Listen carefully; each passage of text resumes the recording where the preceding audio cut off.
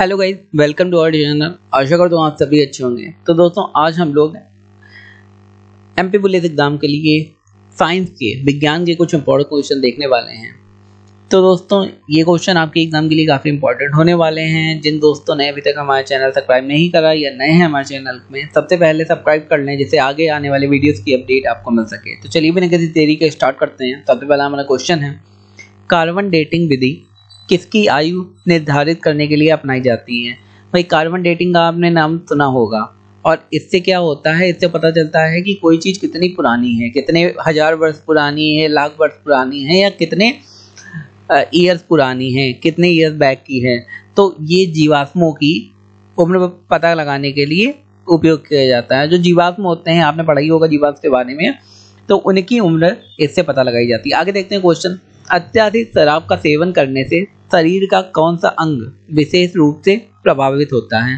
आप सभी को पता होगा, आप अगर ज़्यादा शराब पीते हैं या फिर इवन कोल्ड ड्रिंक तक पीते हैं तो आपका लिवर मीन्स यकृत हिंदी में खराब हो जाता है। आगे देखते हैं, शरीर में रक्त बैंक का काम कौन सा अंग करता है।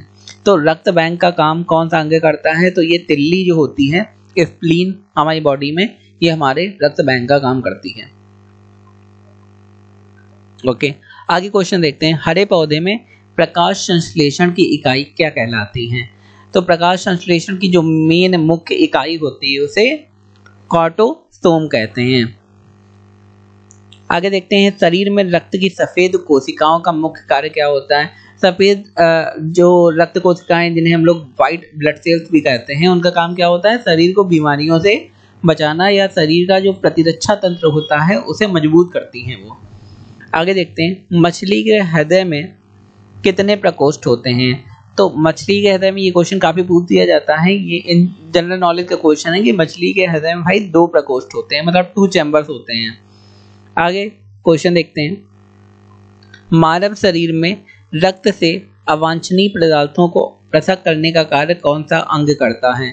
तो भाई, रक्त से जो ऐसे पदार्थ हैं अवांछनीय, मतलब जिसकी जरूरत नहीं, उन्हें अलग करने का काम कौन करता है, किडनी, मतलब वक्र। सिंपल सी बात है। और बाकी यूरिन के जरिए जो भी गंदगी होती है हमारी बॉडी से निकल जाती है। 40 वर्ष पूरे हो जाने पर चर्चित अप्सरा क्या है। तो न्यूक्लियर रिएक्टर है भैया, इसके 40 वर्ष पूरे हो गए हैं, इसी को अप्सरा नाम दिया गया है। न्यूक्लियर रिएक्टर आप जानते ही होंगे, जहाँ पे न्यूक्लियर से संबंधित काम होता है, ऊर्जा या लाइट बनाई जाती है। डायनामो का क्या कार्य है, आपने हाई स्कूल में पढ़ा होगा, यांत्रिक ऊर्जा को विद्युत ऊर्जा में परिवर्तित करना ही डायनामो का काम है। आगे देखते हैं, पिच ब्लेडी से कौन सा रेडियोएक्टिव तत्व प्राप्त किया जाता है। तो पिच ब्लेडी से रेडियम हम लोगों को मिलता है। आगे देखते हैं क्वेश्चन, गिरगिट की त्वचा में रंग बदलने के क्या कारण है।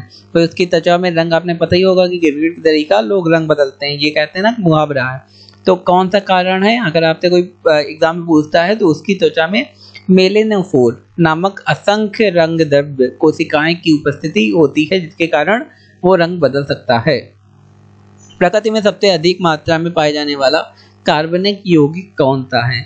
तो सबसे ज्यादा प्रकृति में जो पाया जाता है वो कार्बनिक यौगिक है सेल्यूलोज। समुद्र के किनारे उगने वाले वृक्षों में वार्षिक बलय, मतलब एनुअल रिंग्स क्यों नहीं बनती हैं।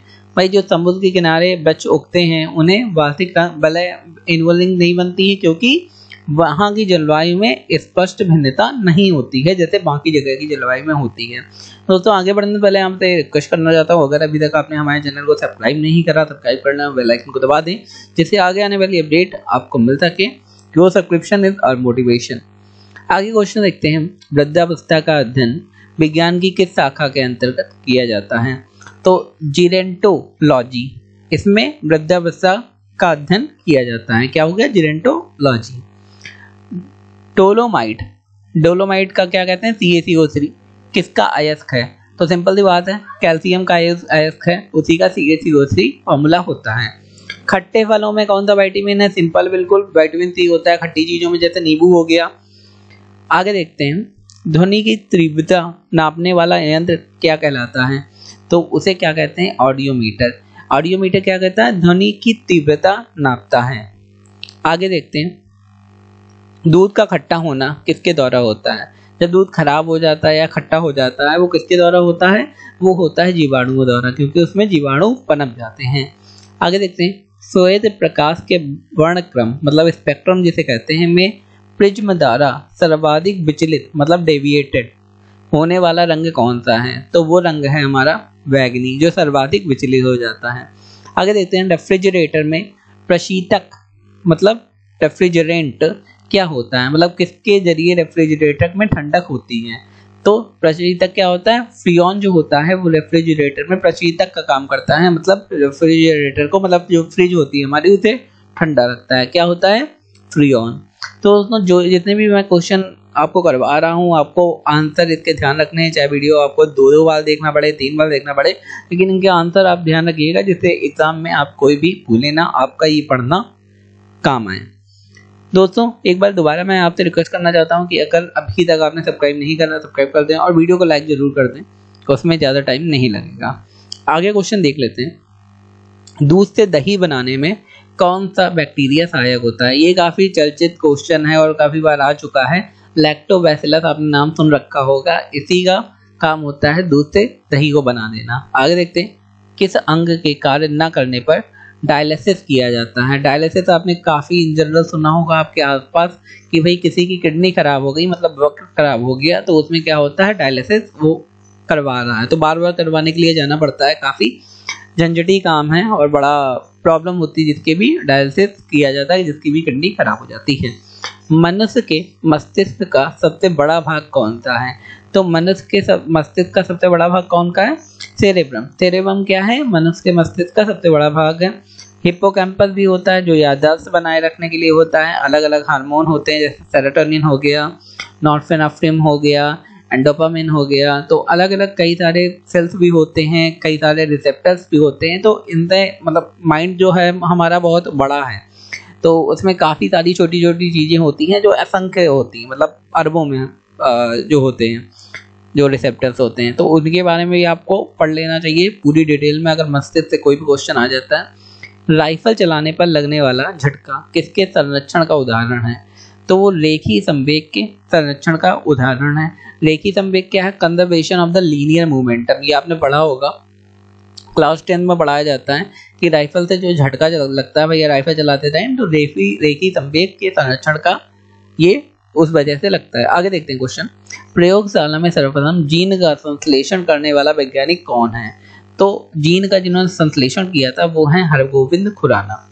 आगे देखते हैं क्वेश्चन, चंद्रमा पर वायुमंडल ना होने का क्या कारण है।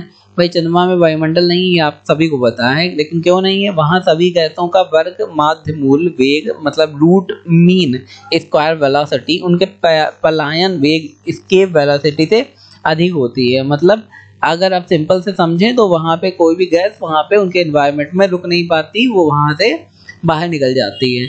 और अर्थ का जो एनवायरनमेंट होता है वो इस तरह से उसकी वेलोसिटी होती है कि वहां पे वो सारी गैसों को वो रोक के रखता है, जिससे एक एनवायरनमेंट यहाँ पे बन पाता है या बन सकता है। तो दोस्तों ये थे आज के हमारे साइंस के क्वेश्चन। आई होप आपको वीडियो अच्छा लगा होगा, इंपॉर्टेंट क्वेश्चन थे। अगर आपने वीडियो पूरा देखा तो धन्यवाद पूरा वीडियो देखने के लिए। आपका दिन शुभ रहे, धन्यवाद।